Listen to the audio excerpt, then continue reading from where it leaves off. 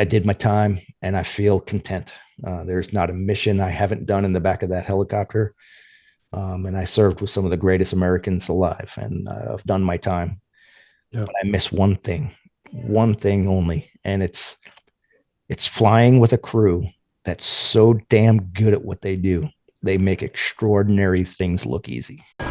Welcome to the Calm in the Chaos podcast, where we discuss untold heroic experiences and dive into the mindset of the Navy's elite rescue swimmers.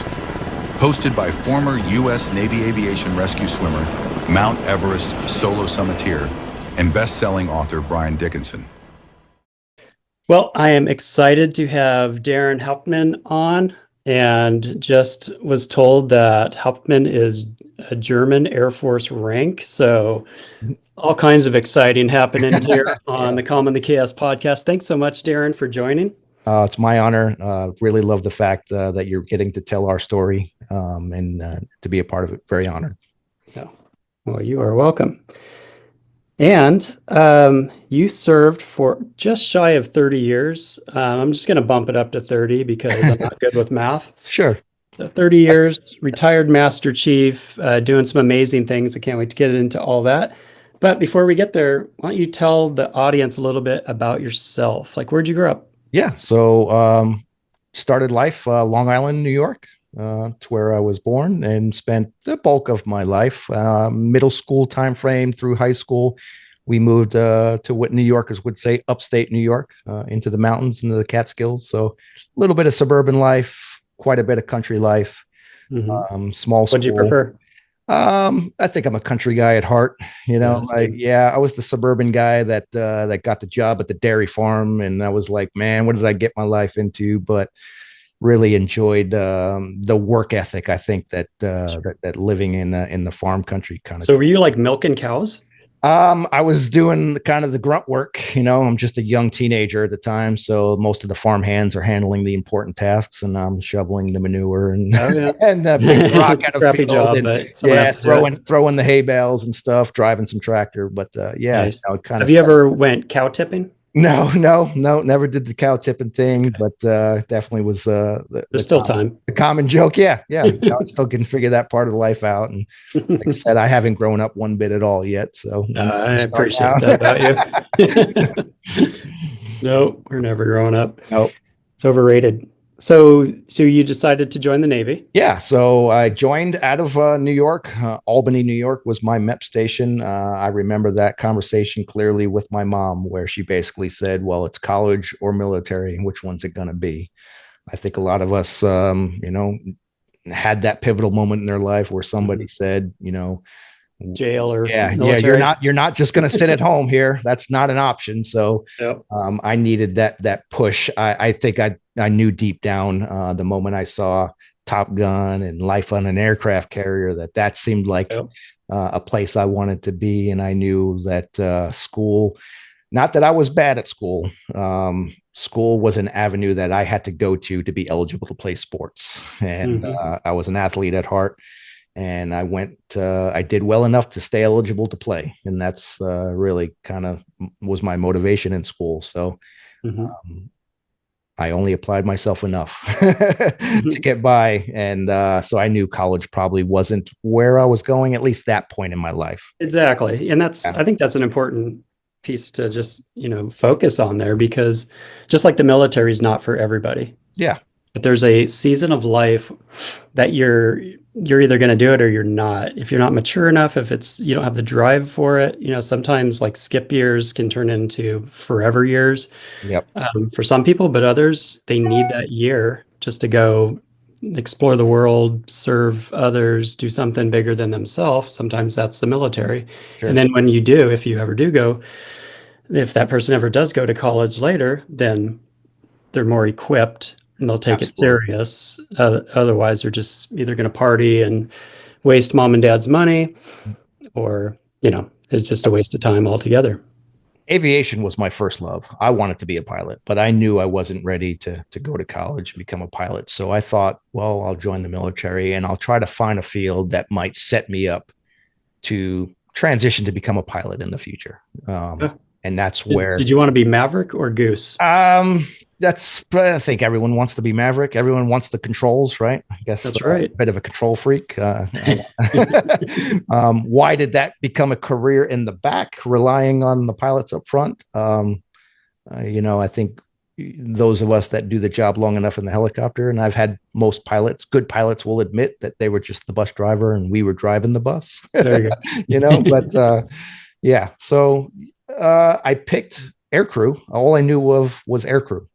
And I got the typical response at MEPS that, oh no, those jobs come up on the inside and they get gobbled up and they're very hard to get a hold of from the outside. And I was like, what year was this? This is in 94. So I joined, I left for boot camp in August of 94. So I'm bouncing around MEPS there, trying to find a job.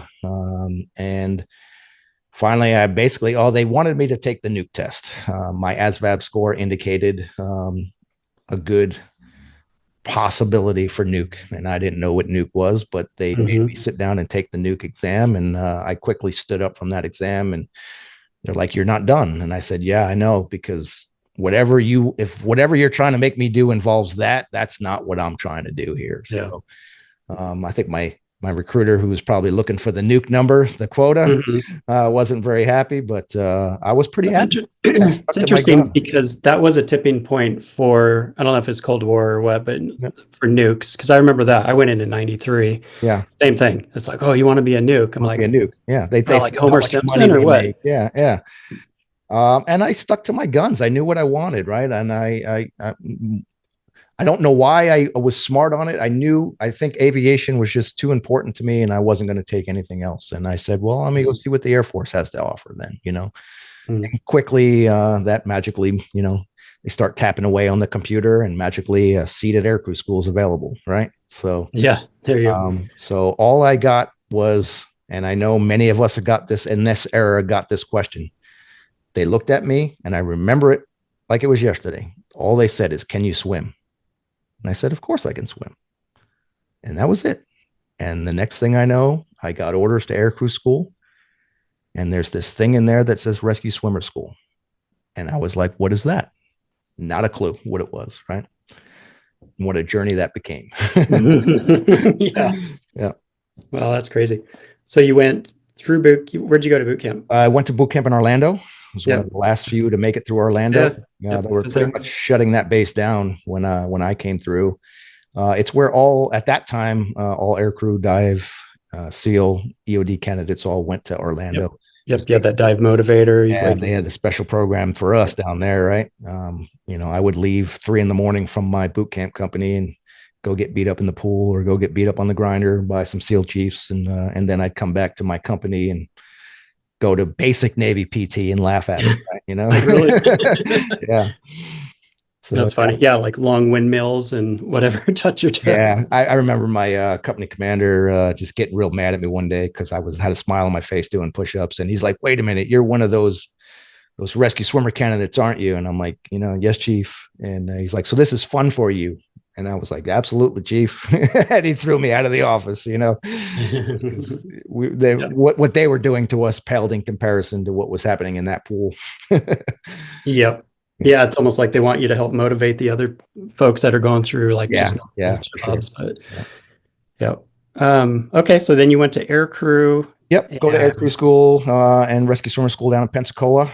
Breezed through aircrew school. Like I said, I was an athlete at heart, and it's the first time I become top of my class at something. And my mom is like, who the hell are you? Like that didn't exist in high school. I was just an average to below average student.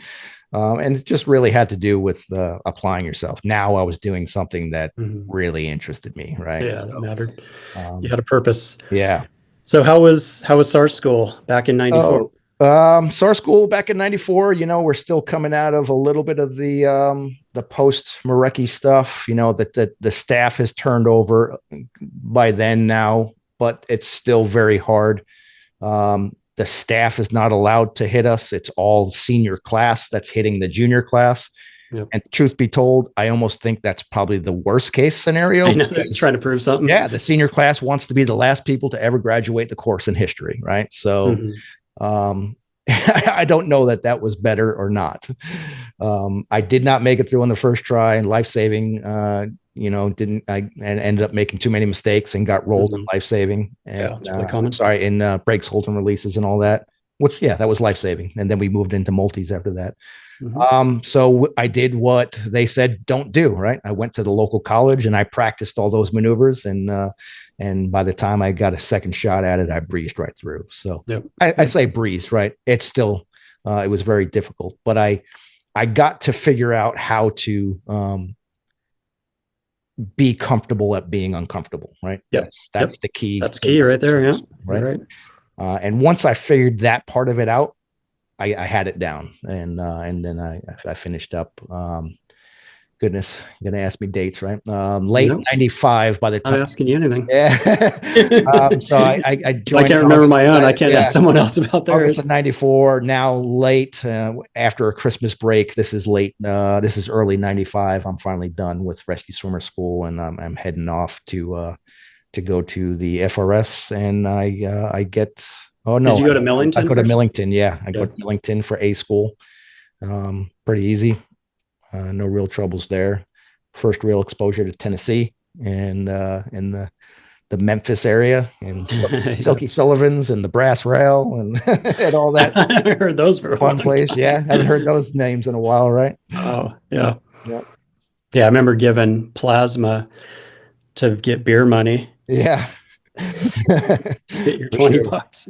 I went back. When did I go back? Last time I went to Millington was for a Manning visit after I made Master Chief, and I was blown away at just the change. Right? I mean, A schools haven't been there for decades now, and I almost couldn't figure out the lay of the land. It had changed so much. Really? Yeah.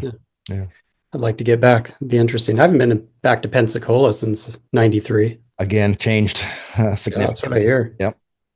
So Rescue Swimmer School is, one of the toughest schools. It's just people don't work well in that environment. People in general aren't great swimmers, and you have to be exceptional. And it's attention to detail, so meticulous, like the life-saving, like most people will roll out a life-saving because you miss back then pressure points by a millimeter, and you're looking for perfection.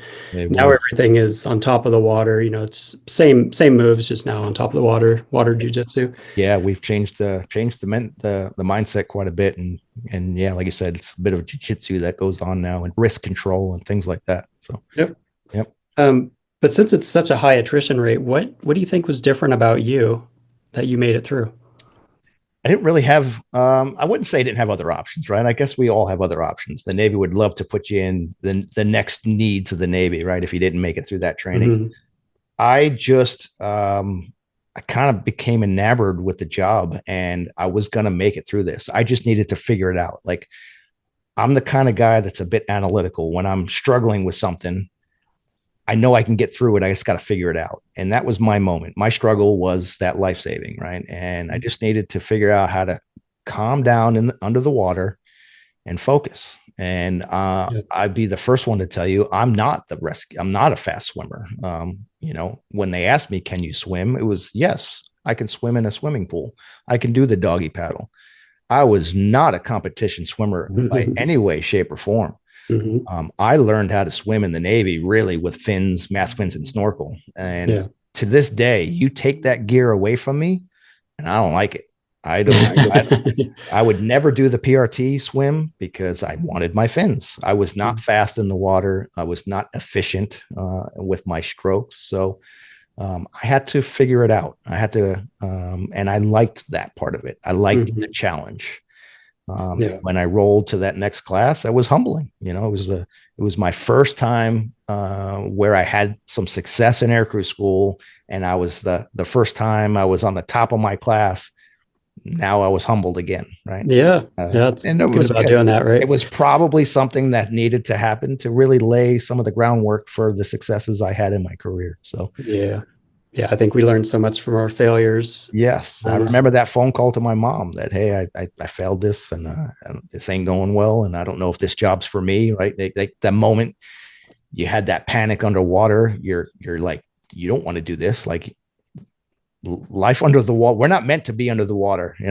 Life without air is not fun. And it takes a certain person to figure out how to calm yourself down, focus on that task, and get it done. And like I said earlier, figure out how to become comfortable about being uncomfortable.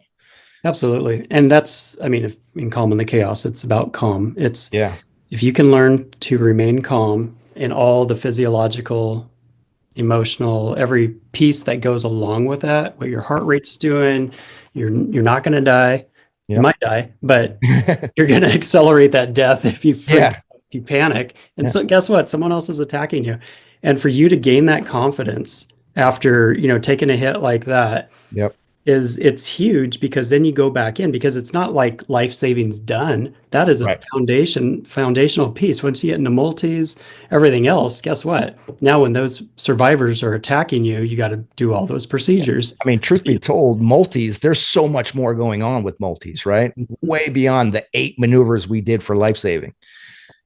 But I found multis to be so much easier, right? Because now I had crossed that crux of my problem, right? I had figured out how to do this hard thing. Now it's the next hard thing, right? And I found that multis wasn't hard for me, because it was just that one thing I needed to get through and prove to myself that, hey, you are suited for this job. Yeah, maybe you weren't the competition swimmer, because we had competition swimmers in our class, guys that did water polo and swam meets. I had done none of that. These guys are used to wearing a banana hammock. I was good on land. I could run fast. In fact, share a quick anecdote here on the day I arrived to SAR school. I'm sure during your time they had starboard D, right? Where the class, there was just a bunch of people on hold waiting to class up. And that was the case for us. There was 20, 30 people waiting to class up. And the day I show up, they're doing basically a PRT, and the top 5 scores are going into the next class. So I'm like, okay, cool. Bam. I blow everyone out of the water. I run fast, I guess. And I'll share, I'll mention him, Danny Peterson, a great friend of mine. We haven't spoken in decades. But if I see him tomorrow, it'll be like one of those days where you just never, you know how that relationship goes, right? He had been on hold for a while, and he was the fastest guy on hold. And here comes this new guy, and I finished first. And I remember him looking at me going, "Who the F are you?" And of course, what the instructors don't tell you is, there's people that have been on hold for a while. They need to get into class. We can't just keep people on hold. And the reality is, it didn't matter how fast I ran that day. I wasn't classing up. I just showed up day one, right? So they just wanted you to put out no matter what. So and so you want to be there. I mean, there's so much mental that goes into it. There is. It's a definitely a mental game, and you learn how to deal with it and cope with it, and just get the next task done. And that's really where I kind of enjoyed SAR school. Once I got the hang of it. You still did jumps at SAR school, right? Yeah. So I remember the helicopter broke, and we were one of the classes that didn't get to do it, and I was heartbroken, right? That sucks. So I didn't get to jump my first time until we got to the to HS10 at the FRS. Oh wow. So yeah. That must have been, I mean, that they released us with a picture behind me. That's my first jump out of SAR school. I was excited, because to me, I joined the Navy to be in an H3, right? Because that's what the rescue swimmers in that I had exposure to were doing, right? They were drilling at the H3. Of course, by the time I got to the fleet, that had already transitioned over to the 60 Foxtrot. So I missed the H3, but I knew at SAR school they were still jumping from the H3, and I was looking forward to that. And it broke on the day of jumps for us. So, a lot of space up there. You can really get a running start. Do some good flips. Okay, so from there you went FRS. Were you at 10? Yeah, went to HS10, so West Coast, and went through HS10. No real issues there. Enjoyed my time.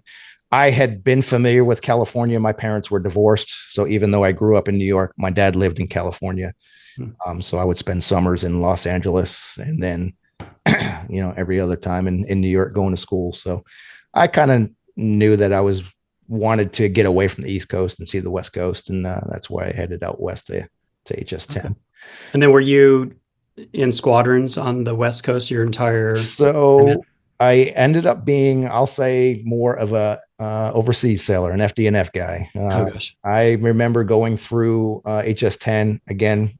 Danny Peterson and I were kind of talking, and that moment in time in HS-10, everyone was terrified of getting orders to Japan, and I don't really know why. That never really kind of bothered me. In fact, I was more I think it more interested me to go as far away from home as I could, right? So I remember he and I walking into student control one day, probably not even halfway through the syllabus, asking how could we get orders to Japan.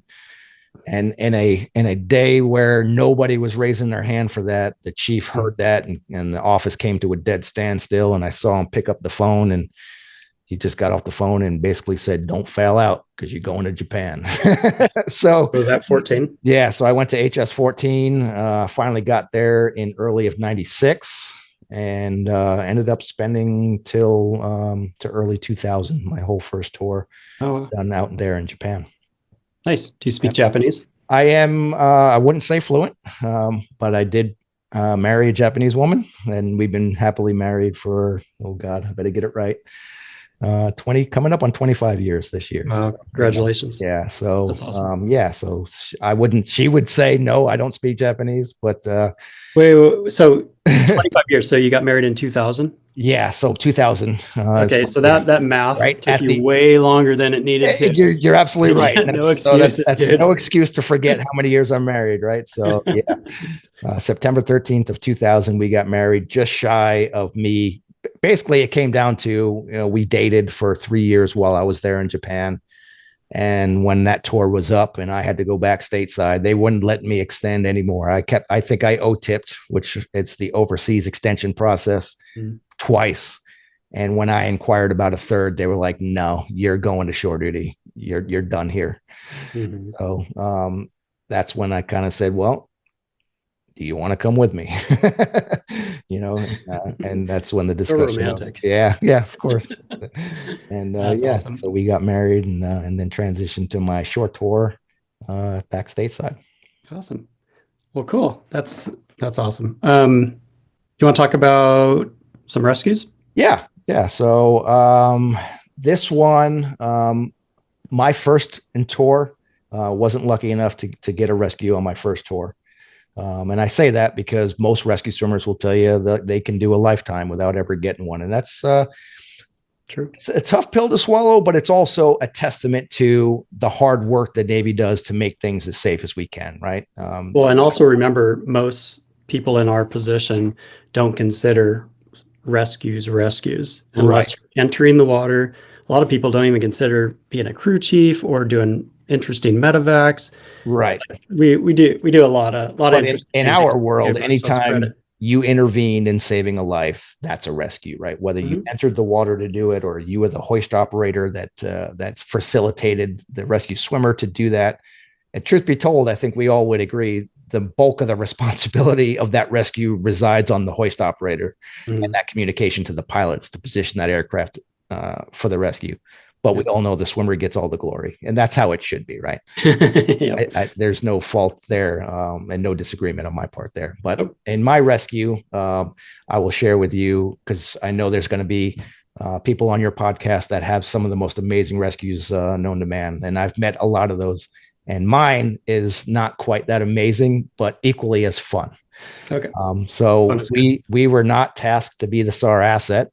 We were the morning log run into Anderson Air Force Base into Guam, and we were just moving passengers into Guam.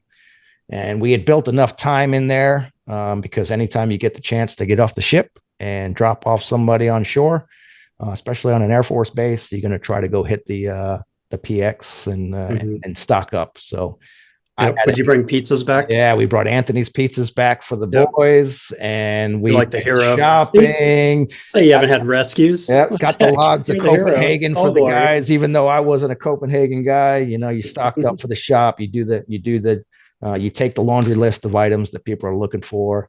And I had a great morning of doing some shopping at the exchange, getting off the ship, grabbing some good goodies and some foods and snacks and things that we didn't have on the ship, and brought it all back. And it's a no-fly day. And we come back, we sit down and shut the engines down. APU's running. Co-pilot heads down to do some paperwork, and we're cleaning up the cabin.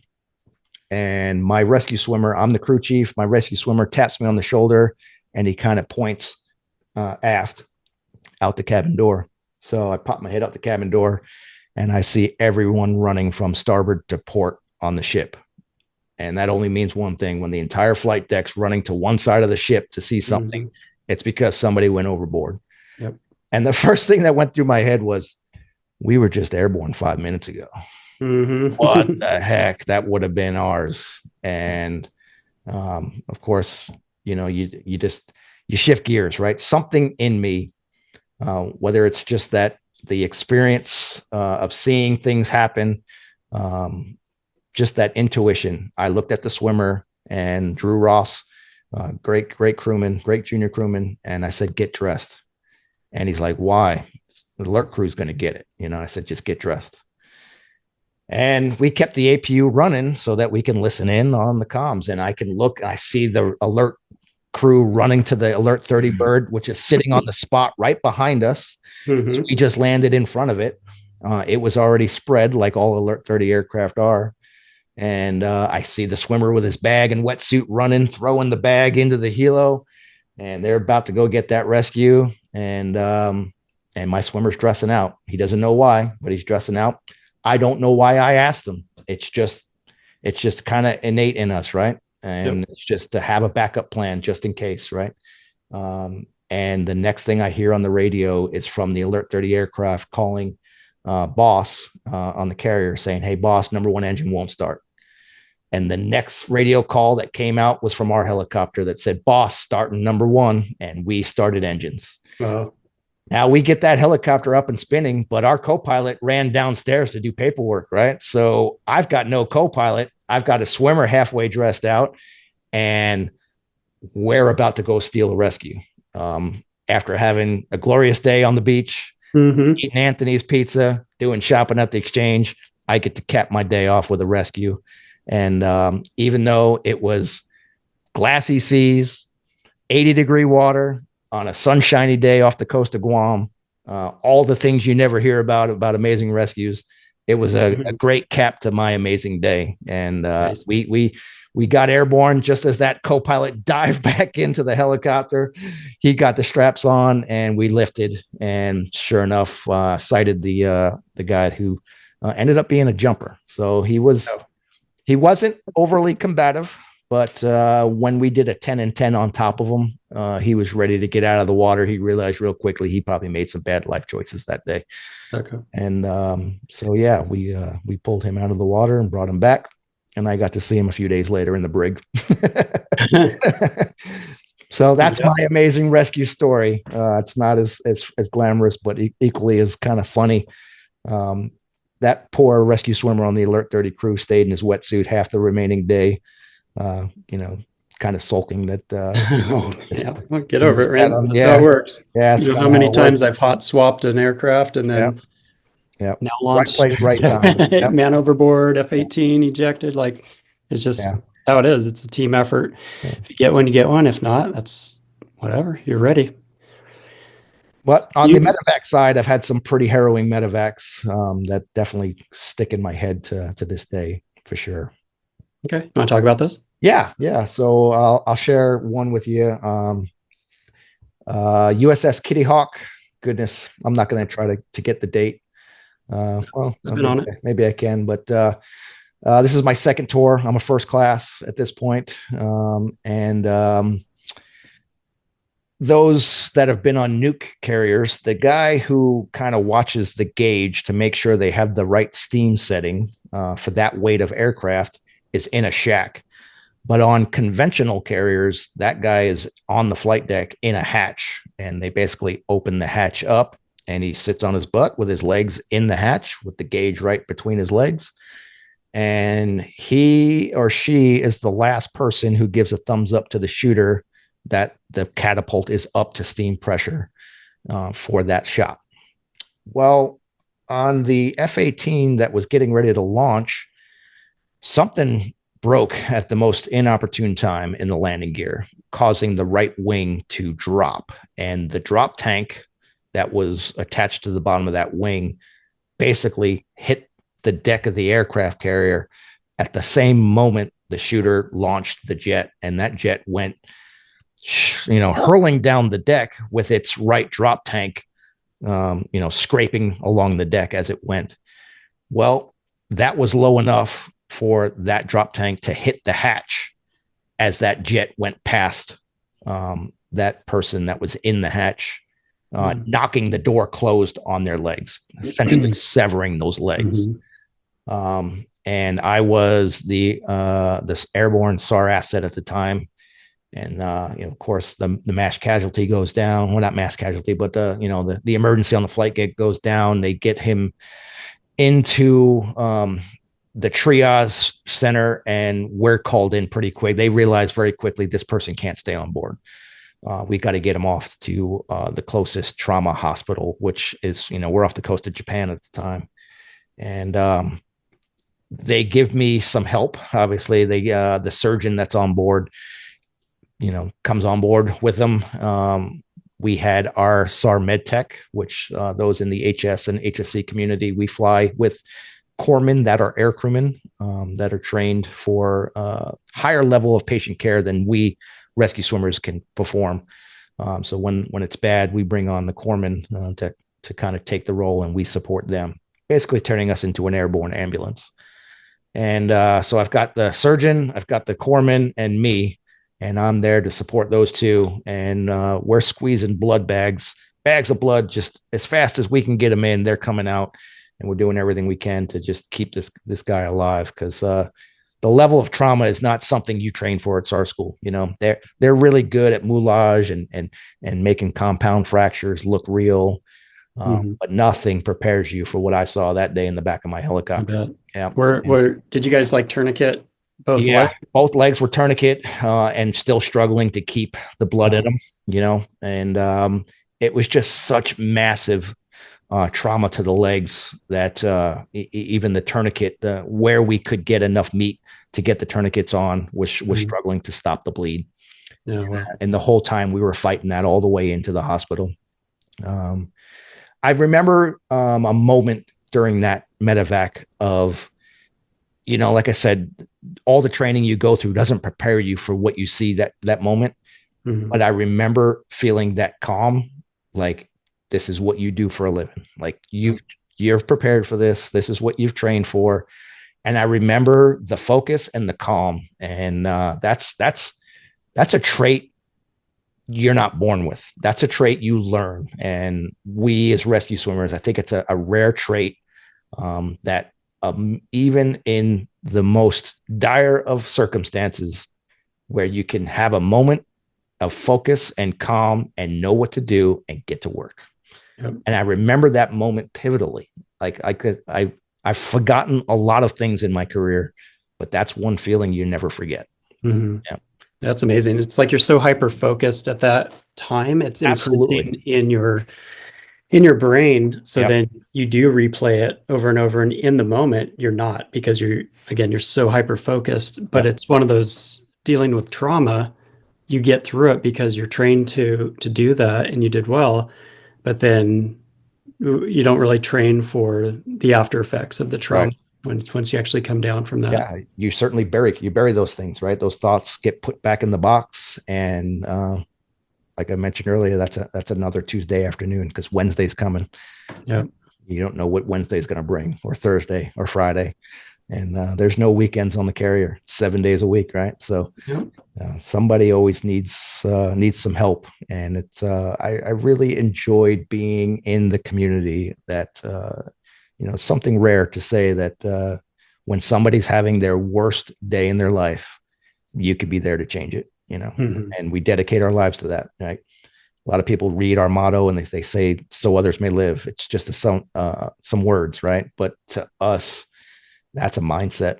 It's a willingness to put your life in danger, possibly risk your life, so that somebody you've never met can continue theirs. And that's something that I've enjoyed being a part of that community. Yeah. Yep. Yeah, you said it well there. So you got out just shy of 30 years. Yeah, so and November 1st of 23 is my first day of retirement. So this past November was my 1 year anniversary of being retired. Yeah. How has that been going from a full, 3 decades to it's like 100 miles an hour to boom? Yeah. 3 variants of H-60s, over 5,000 hours of flight time, and making it to the rank of Master Chief. And then the next day, you're just a civilian. I'm not gonna bull crap you. It's the last year of my life has been a journey. Yeah. And it's been a roller coaster. It's been ups and downs. You go from a very high purpose in life, and the next day you're trying to figure out what that purpose is. I'm not going to say you go to no purpose, right? Mm-hmm. I just needed to figure out what is my purpose now. And I'm still a work in progress there. I can feel days where I was ready to hang it up, right? And you always get told by your mentors, you'll know when it's time. Mm-hmm. And I knew it was time, but then that time happened, and then you're like, now what? So that's been a journey that I'm continuing on. Now the job that I took helps me with that journey. And it's also a bit of I wouldn't say a curse. That's a bad word. You already said it. Yeah. It's also because I'm still so very close to the community. But I don't have the say that I used to have in the community. I'm just somebody in the cheap seats now.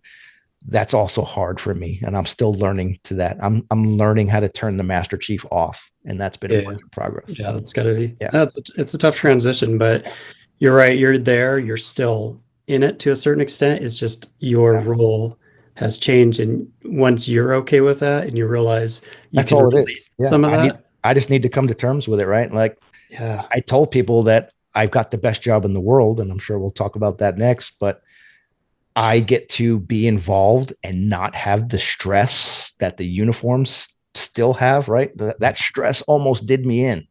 Yeah. I took it to the final days that I possibly could handle it. And my body, the wheels on the bus were falling off for sure. Yeah. You do the job for 20, 30 years. Like I said, it comes with scars. They're scars that I love to wear. They're scars that I don't regret, but they're scars, right? And they're, for me, the stress of trying to do the job right. When I made Master Chief, I knew it was that I was going to take on the burden of making sure our sailors had the right gear to do the job safely and do it right. And that in itself was a struggle, right? The Navy's acquisition process and how we acquire gear and test gear is just the most worst, antiquated, long system. And I hit a point where I felt like I was fighting the U.S. Navy more than I fought the global war on terror. And I knew it was time to go. Right. So yeah. Sometimes you got to know when to punch out. Yeah. And that's good that you had that awareness and to actually do it. There was people chomping at the bit behind me that wanted to get in that spot. So like I said, why get in their way? And now when you can find that peace, to be able to release a lot of the things that you're still holding on to, it'll bring. But I'm proud of the things we did accomplish, right? I can say I was part of the new aircrew gunner seat that's in the H-60 Sierra. That was part of me and a few other pivotal Master Chiefs and some senior chiefs that made that thing come to fruition.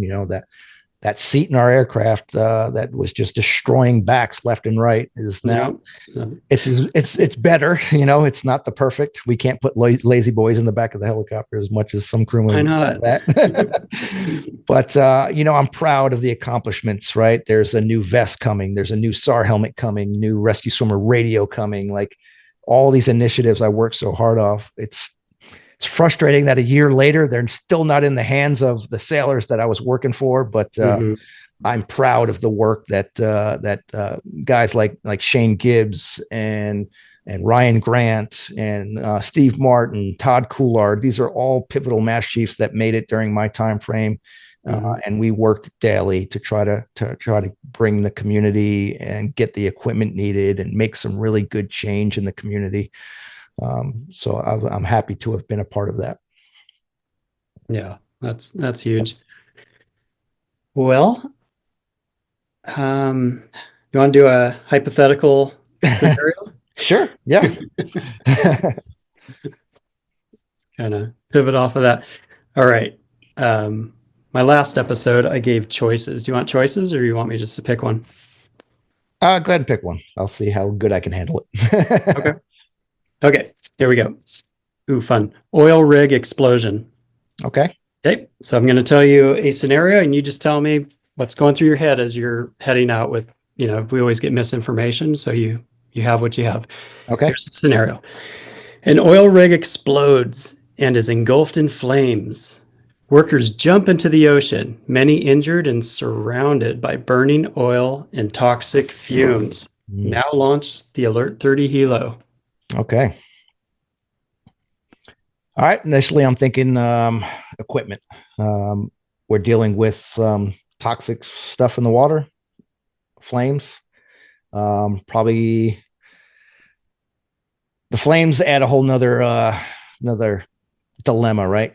Neoprene wetsuits, even dry suits don't go well with flames, but I'm thinking protection from the oil. So I'm thinking long wetsuits, maybe even dry suit, even though the water temps may not require something like that.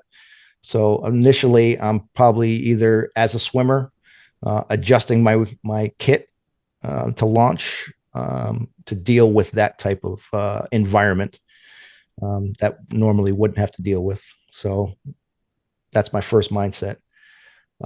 Next, I'm going to work on, once we get on scene, kind of get the lay of the land, what we're dealing with in the water, and kind of come up with a plan, try to figure out from the bird's eye view standpoint, right? That's the best vantage point I'm going to have at that moment in time, is that bird's eye view. So I'm trying to figure out who's the worst off, and then direct the crew how to deal with that.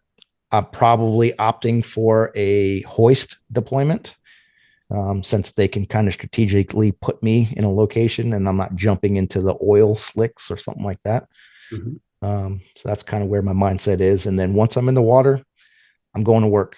I'm going to try to ignore the toxic stuff that's going on around me and do the job. If there's flames nearby, it's water. I can use the water to splash the flames away, but I'm going to do my best to get to the worst survivors and start working and go from there. Try to triage best I can and get to the worst and get them up. Yep. I'm probably going to opt for a basket, since you said there's multiple workers. So we're going to bring that basket because I can get them into the basket quick. And I'm going to spend the bulk of the time I can in the water trying to get survivors to the basket and send them up. Nice. I don't have to spend the time getting them into a strop or something like that. Do you guys are they flying with baskets? Yeah. We almost exclusively, at least in the Sierra community, right? We're a big cabin, right? Doors on both sides, gunner's windows. I've got a lot of room. So any SAR asset that's primary SAR is going to have a basket on board. Nice. Yeah. I feel like in the Foxtrots and the hotels, my 2 deployments, I never saw a basket. Oh, so back then we had the rescue net, and that thing was just huge and just didn't fit in the back of a Foxtrot, especially if you had sonar on board. So the basket was something we kind of inherited from the Coast Guards. Yeah, that makes sense. And it really is a fast rescue tool. Yeah, shove them in there and go. They're rescuing dogs and everything these days. Get the next guy. Yep. No, good job. A little of my mindset there. Yeah, no, I mean, you never know, right? And to map it out en route is all you can really do. But then once you get on scene, like you said, you got that bird's eye view, then it all becomes clear and you can start prioritizing. And yeah, there's so many factors. Yep. That's what makes our job interesting. Absolutely. So you are working with a small team getting the device. You want to talk about that? Yeah, absolutely. So if for the HS swimmers out there, you guys are going to be familiar with a legend in our community, somebody that I consider the godfather of the AW rate, even though many of the other communities may not know him. But Rudy Carter was somebody that you and I both were taught by coming through HS10. He's a crewman who served over 55 years of naval service, both active duty and as a civilian, training helicopter crews. The man forgot more about ASW than most of us ever knew.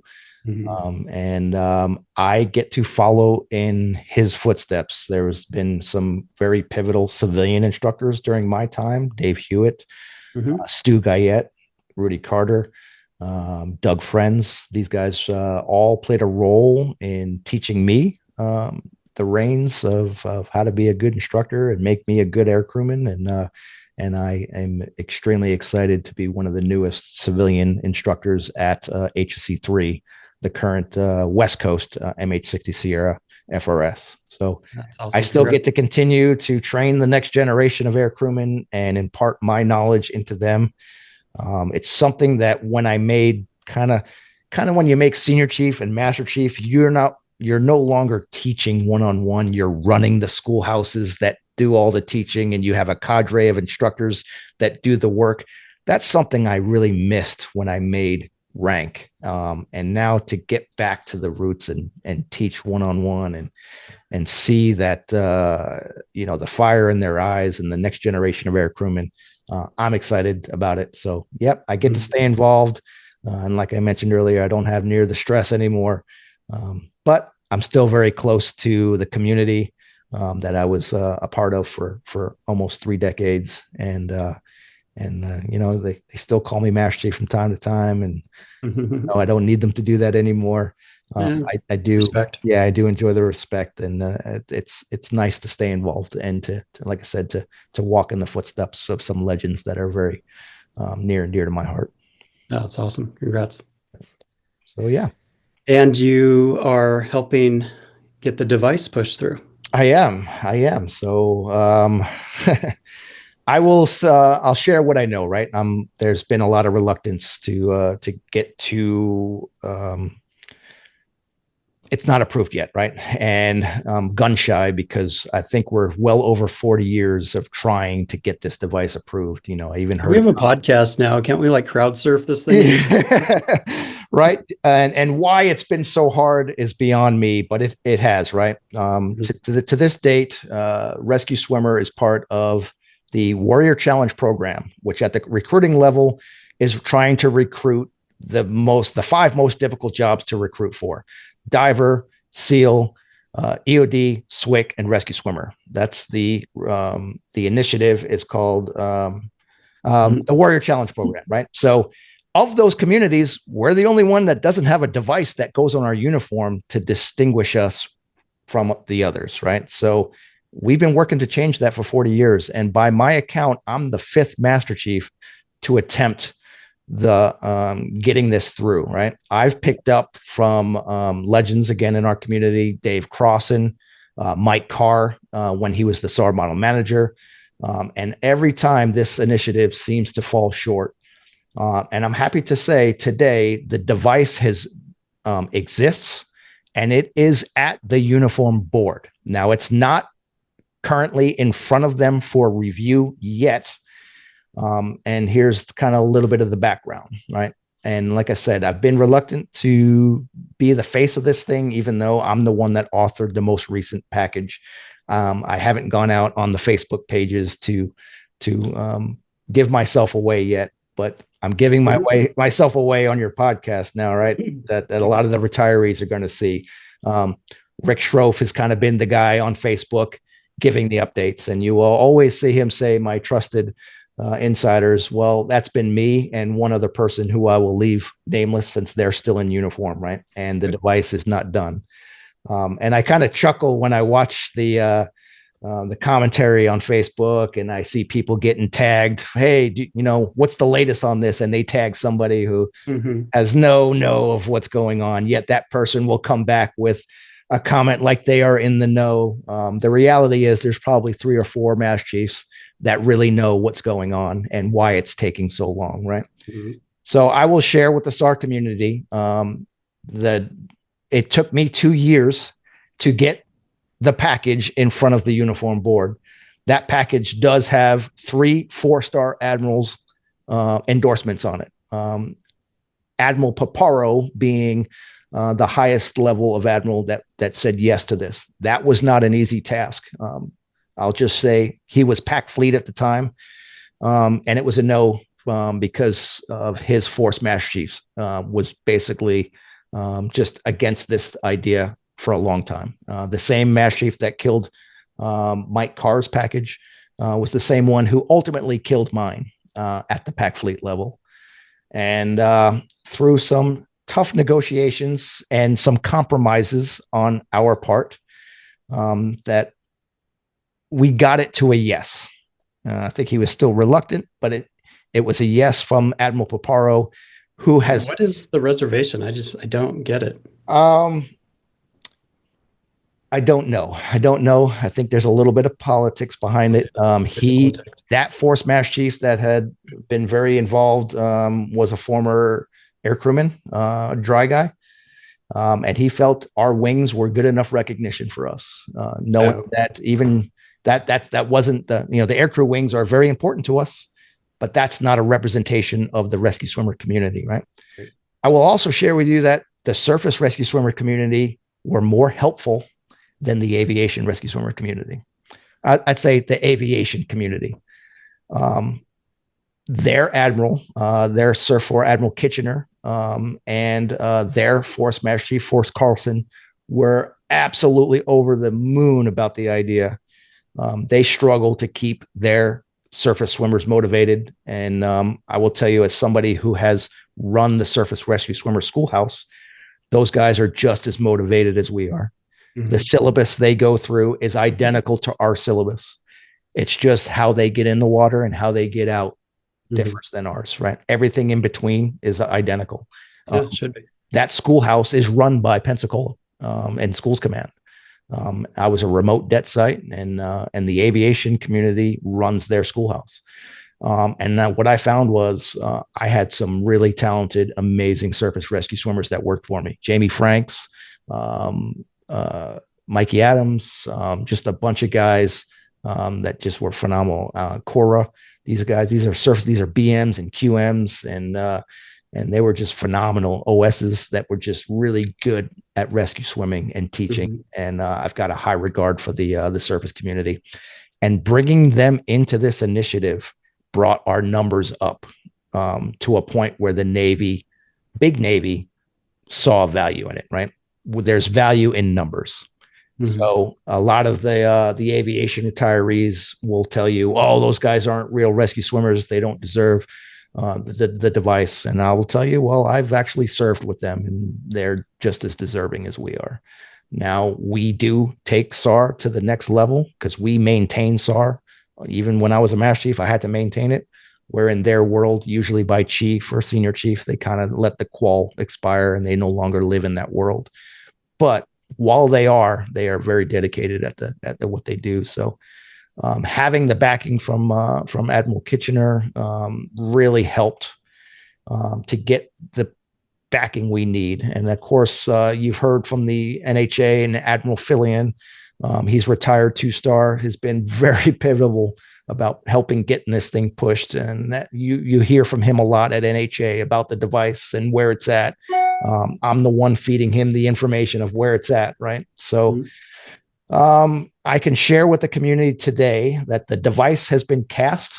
The board will not vote until they have it in their hands to view. And that costs money. And finding who was going to pay for it, even though it was a small bill in comparison to big Navy budgeting, it was $6,000 to have the die cast and the vector file created. But we needed to get that done, and AirPac was the one that said, yeah, we'll take that on. So AirPac paid the bill. The device has been created. The first prototype didn't go as well as we had hoped. The bird looked like it was biting the fish's head off. Everyone asks, what's the device going to be? And I don't know why everyone's shocked. There's only one device that really symbolizes what the rescue swimmer is, and it's the crossed fin, the anchor, and on your hat. Yeah, and just like on the hat, right? That's the device that everyone thinks of a rescue swimmer, and that's the device we're going with. Yeah, makes and sense. and no, we're not putting wings behind it because it's going to be the surface communities as well. So, well, it should be separate. I mean, in my opinion, just you can be aircrew and not be a rescue swimmer. So 100%, right? So we already have the wings, and the wings are a warfare device. We could not make this a warfare device. If we treaded on that territory, Big Navy would have killed it a long time ago. It's just too difficult to create a whole nother warfare device. Where do you envision wearing it on the uniform? So this is a qualification device that will be worn on the pocket flap. So if you're in a service or dress uniform, you will have your aircrew wings on top. You will have your ribbon stack. And then on the pocket flap, where your secondary warfare would have gone, is where the SAR emblem will go. If you're in, most crewmen don't wear NWUs or the digicamis anymore, but we will have a embroidered device that also will go on the pocket. So the question that everyone will ask is, well, then where does your EAWS device go? Well, put it on your belt buckle. I don't think any of us really give a whole lot of cred to the EAWS and your surface devices. So I don't know, put it somewhere else, right? I think we all would rather have the wings and the rescue swimmer device showing, and those other warfare devices, wherever you want to put it. So yeah, what's the age cap for re-enlisting so I can wear it for Absolutely. So for us retirees, all I could offer you is to put it in your shadow box and be proud that we finally got it done. Again, not counting my chickens before the hatch. The Navy has been very tough to deal with on this.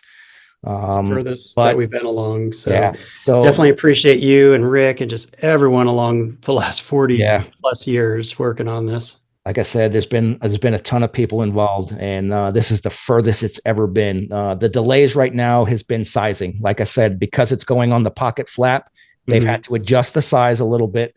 The other issue is there's a lot going on there with the bird and the fish and the anchor and the fins. And when you put that on embroidery, some of the detail didn't come out the way the Navy wants it to. So we may lose the bird and the fish. I'm not sure what direction what's going to happen. The bulk of the emblem will remain, but we are dealing with a little bit of a fidelity of what's going on when it comes to embroidery, things you would never think are a problem, right? Yeah. We're at that point with it, right? But I can honestly say you're usually not to this point for them to say no.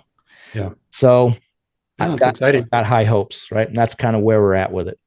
Yeah. Well, thanks for everything you're doing on that. I know everyone's appreciative and looking forward to seeing where this goes. Yeah. So the person who relieved me, they're the ones that have it right now, and they're getting it across the finish line. And we have weekly conversations about where it's at, because the uniform board won't talk to me no more. The day you take the uniform off, you become dead to them. So he's the one getting it across the finish line. And like I said, feeling pretty hopeful here. Awesome. Well, Darren, you have incredible experiences, like from rescue swimmer side of it to serving to what you're doing now. I mean, you've had experiences that most people don't understand. They're never going to be able to relate. Mm-hmm. But with that, you have so much wisdom, and wisdom's only good as if you share it. What wisdom would you give to our listeners? Something that you've learned along the way that's kept you going? I'm going to go to that never quit, right?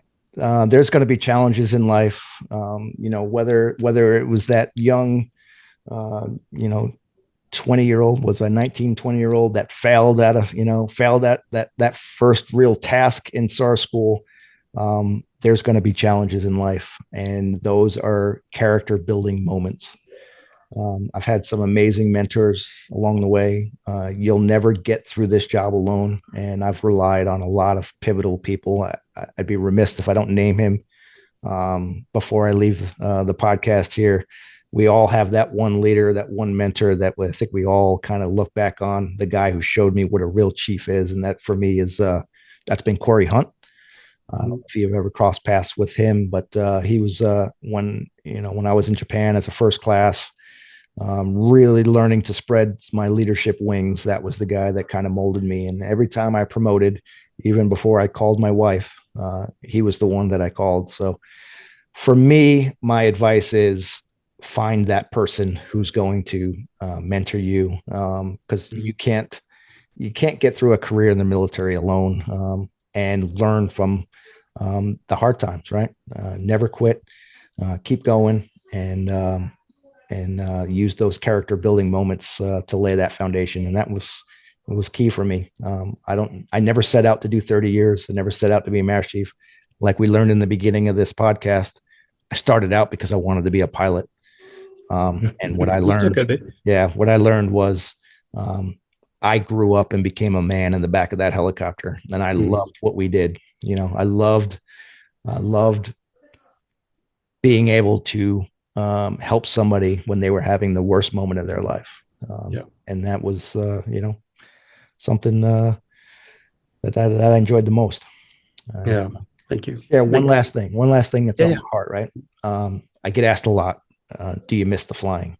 Do you miss the flying? A lot of people are shocked with my answer, and it's no, I don't. And it's not because I regret flying or anything, or any of the medical issues that helicopter has caused me. I did my time and I feel content. There's not a mission I haven't done in the back of that helicopter. And I served with some of the greatest Americans alive, and I've done my time. But I miss one thing only. And it's flying with a crew that's so damn good at what they do. They make extraordinary things look easy. Yeah. That's something you don't find in the civilian world. And that's what I miss. I miss working at that high level. Yeah. So. No, that's awesome. Thank you for kind of painting that picture. Yeah. I haven't had anyone say anything like that, but it is. I mean, it's across the board. It's intoxicating when you operate at that level and you see them work and you're part of that crew. That just really makes, I wouldn't even say difficult task, impossible task, right? To the common person looking from the outside, that's impossible. And they do it with ease. That's pretty magical. That's crazy. It reminds me of when I first met my wife after my first deployment. We dated for 6 years, so didn't officially become my wife for a long time after that. But I remember just my air crew and all the swimmers, like we partied hard. We did, you could never tell. You could tell we were a tight-knit group. Yeah. To imagine us like being professional in what we do. But when you're on, you are on. Yeah. Like you are 19 years old and more of a man than, most 50-year-olds will ever be. And yeah, you're right. It's magical. Person. Even when you look at like the flight deck of an aircraft carrier, right? What's the average age they say is 20, 21 years old, right? And it's just a work of art and ballet. And, that 19 and 20-year-old in charge of $1 million equipment. And it's just, like you said, it's just amazing to have been a part of a community that operated that way. And that's what I miss the most, right? Yeah. Well, thank you for your service. You're a true patriot, and you're continuing to evolve the next generation and helping get the device through. You're still in it. You're still doing amazing things. You have major purpose. Your purpose is actually bigger than when you were in. And I think you're going to realize that the longer that you're doing what you're doing. So, well, I appreciate that. And thank you to you for telling our story, right? No longer do we have to point people to a Coast Guard movie, right? Long overdue. Like you said, the rescue swimmer mindset is something that's unique, and it saved your life on Everest. So thank you for taking your talents and telling our story.